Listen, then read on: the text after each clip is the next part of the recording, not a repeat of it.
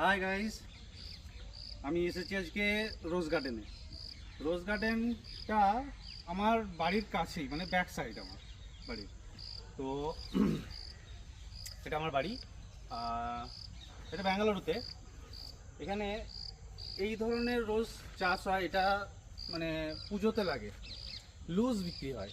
এর মানে ডান্ডি সমেত বিক্রি হয় না, একদম ছোট্ট করে এইটুকু অংশ কাটা হয়। এইটুকু অংশ কাটা হয়, যেমন আপনারা দেখতে পাবেন এখানেতে কাটা হয়েছে, একদম গোড়া থেকে কাটা হয়, শুধু ফুলটাকে নেওয়া হয়। তো এই ফুলটা আর্লি মর্নিং মোটামুটি 5:30-6টা থেকে শুরু হয়। এখানেতে মর্নিং মোটামুটি সূর্য ওঠে 7টা নাগাদ। তো 5টা থেকে মোটামুটি তোলা স্টার্ট হয়ে যায়। পুরো ব্যাগে ভর্তি করে নেওয়া হয় ফুল, তারপর এটা বাজারে যায়।